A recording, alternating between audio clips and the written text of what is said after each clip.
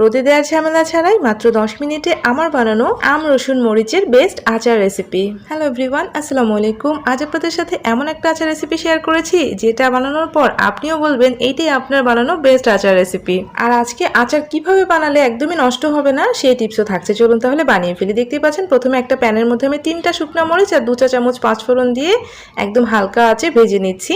তো প্রথমে মশলাটা করে নিচ্ছি, তাই হালকা আঁচে ভেজে নিয়েছি আর এটা আমি এখন গুঁড়ো করে নিচ্ছি। খুব সুন্দর একটা স্মেল বেরিয়ে গেলে কিন্তু নামিয়ে নিতে হবে। তারপর এখানে আমি আধা কেজি আম নিয়েছি। আজকে আমি একদম পরিমাপ সুন্দর করে বলে দিব, তাই অল্প করে বানিয়ে দেখাচ্ছি।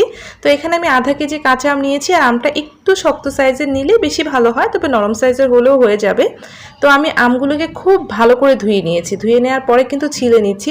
অবশ্যই আমটাকে আগে ভালো করে ধুয়ে নিতে হবে। তো 3টা আমি ছিলে নিয়েছি আর 3টা আমার আধা কেজি আম হয়েছিল। তো আমগুলো একটু শক্ত ছিল, একটু শক্ত আমি কিনেছি। তো আমগুলোকে আমি দুভাগ করে প্রথমে কেটে নিয়ে তারপর আবার প্রত্যেকটা ভাগকে 4 থেকে 5 পিস করে কেটে নিচ্ছি। আমার আমগুলো কিন্তু অনেকটা শক্ত, আর এই শক্ত আম দিয়ে করলেই আচারটা বেশি ভালো হয়ে থাকে।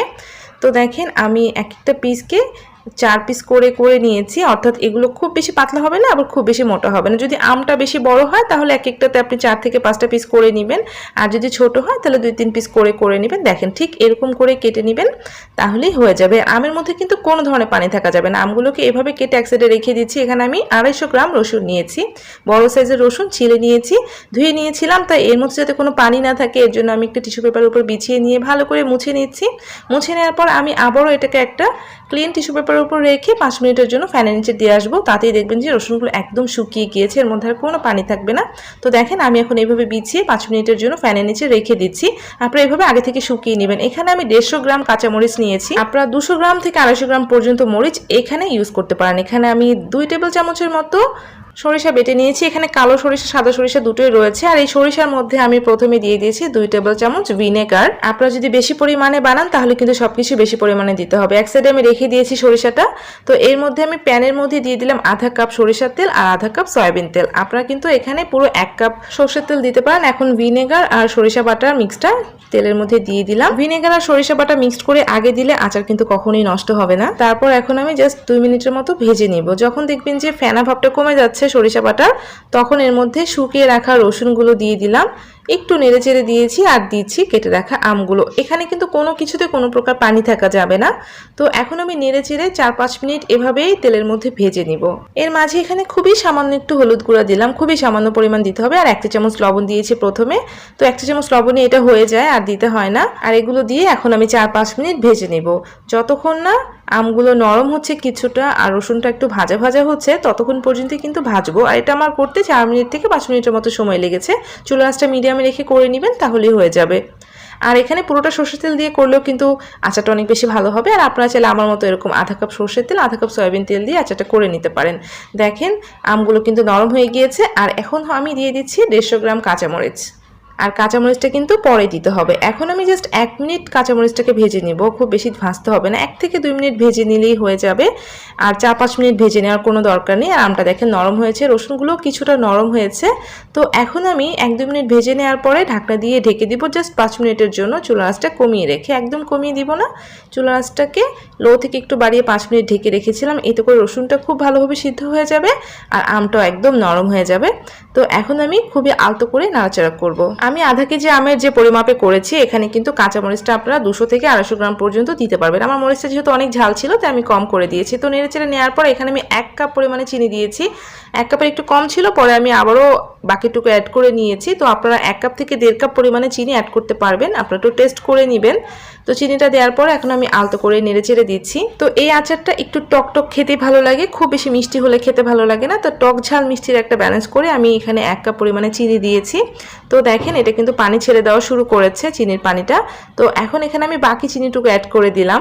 তো আমার মনে হচ্ছিল বাকি চিনিটুকু অ্যাড করে দিলেই পারফেক্ট হবে, মানে পুরো 1 কাপ মেজারমেন্টে দিলে এটা পারফেক্ট হয়। তো আলতো করে আমি দেখেন নেড়ে দিয়েছি। আর এর মাঝে আমি যে মশলাটা করে রেখেছিলাম সেই মশলাটা প্রায় 1 টেবিল চামচ দিয়ে দিয়েছি। এখন কিন্তু খুবই আলতো করে নাড়াচাড়া করবেন, খুব জোরে জোরে নাড়াচাড়া করবেন না, খুবই আলতো করে নাড়তে হবে যাতে রসুন বা মরিচটা একদম গলে না যায়। যদিও মরিচটা গলে যাবে না, মরিচটা আমি পরে দিয়েছি, তারপর আলতো করে নেড়ে দিব যেহেতু আমটা গলে গিয়েছে। তো এভাবে নেড়ে ছেড়ে দিব। আর যতক্ষণ না উপরে তেল ভেসে উঠছে আর এটা একটু আঠালো হচ্ছে, চিনি শিরাটা পুরোপুরি ঢুকে যাচ্ছে, ততক্ষণ পর্যন্ত এটা জাল করব চুলার আঁচটা মিডিয়ামে রেখে। তবে অবশ্যই একটু আলতো করে নেড়ে দিতে হবে কিছুক্ষণ পর পর, যাতে তলানিতে লেগে না যায়, কারণ যদি আচার একটু পুড়ে যায় তাহলে কিন্তু আচারের স্মেলটা একদম নষ্ট হয়ে যাবে। তাই আলতো করে নেড়ে দিব। আর যখন এরকম আঠালো হয়ে যাবে, তেলটা উপরে উঠে আসবে, শিরাটা পুরোপুরি টেনে নিবে, তখনই কিন্তু আচারটা পারফেক্টভাবে হয়ে যাবে। আর তখনই বুঝতে পারবেন যে আপনার আচারটা হয়ে গিয়েছে। দেখেন কত সুন্দরভাবে শিরাটা টেনে নিয়েছে। আর এভাবে রান্না করতে খুবই কম সময় লাগে। এখন আমি এর মধ্যে দিয়েছি বিট লবণ, 1 চামচ একটু কম দিয়েছি। অবশ্যই আপনারা লবণটা স্বাদ মতো দিয়ে নেবেন। বিট লবণটা দেওয়ার চেষ্টা করবেন, তাহলে আচারের টেস্টটা অনেক বেশি ভালো হয়। তো বিট লবণ দেওয়ার পরে আমি আবারও খুবই আলতো করে নেড়ে দিয়েছি। আর দেখেন তেলটা কিন্তু উপরের দিকে উঠে আসা শুরু করেছে আর অনেক বেশি আঠালো হয়ে গিয়েছে। এখন নামানোর কিছুক্ষণ আগে আমি বাকি মশলাটুকু এখানে অ্যাড করে দিয়েছি। মানে এখানে আমি টোটাল 2 থেকে 2.5 টেবিল চামচ মশলা অ্যাড করেছি। এখানে কিন্তু এক্সট্রা কোনো ঝাল দিতে হবে না। ওই যে 3টা শুকনো মরিচ দিয়েছিলাম, তাতে ফ্লেভারটা সুন্দর হবে। আর যেহেতু কাঁচামরিচ, অবশ্যই কাঁচামরিচ একটা দারুণ ফ্লেভার আর ঝাল দুটোই রয়েছে। আমার আচারটা কিন্তু হয়ে গিয়েছে, অনেক আঠালো হয়েছে। আর দেখেন তেলটা চতুর্দিকে উপরে উঠে এসেছে। আর যখনই তেলটা উপরে উঠে আসবে, আঠালো হবে, তখনই আচারটা আমি নামিয়ে ঠান্ডা করে নিয়েছি। দেখেন আচারটা কত সুন্দর লাগছে। আমি যত আচার বানিয়েছি খুব কম সময়ে ঝামেলা ছাড়া আমার কাছে এই আচারটা বেস্ট মনে হয়েছে। আমি যে টিপসটা আপনাদের বলেছি, আপনারা যদি এভাবে আচারটা বানিয়ে নেন, তাহলে আচারটা তো রোদে দেওয়ার দরকারই হবে না। আর আচারটা আপনার অনেক দিন পর্যন্ত ভালো থাকবে, সহজে নষ্ট হবে না। দেখেন আচারটা কি ইয়াম্মি লাগছে, আর এর ফ্লেভারটা টোটালি অন্যরকম। খিচুড়ি, সাদা ভাত, পোলাও সব কিছুর সাথে খেতে অসাধারণ লাগে। যারা আপনারা একবার ওইভাবে আচারটা বানাননি, আমার মতো করে একবার আচারটা বানিয়ে দেখুন। বিশ্বাস করুন, আপনিও বলবেন আপনারা বানানো এটা সেরা আচার রেসিপি। এই আচারটা আপনারা কাঁচের বয়ামে ভরে বাইরেও রেখে দিতে পারেন, আবার ফ্রিজেও রেখে দিতে পারেন। কোনোভাবে আচারের টেস্ট কোনো কিছু নষ্ট হবে না। তো আম দিয়ে ঝটপট বানিয়ে ফেলুন। কেমন লেগেছে অবশ্যই কমেন্ট করে জানাবেন। ভালো লাগলে প্লিজ একটা লাইক দিয়ে চ্যানেলটা সাবস্ক্রাইব করতে ভুলবেন না। সবাই ভালো থাকবেন। আল্লাহ হাফেজ।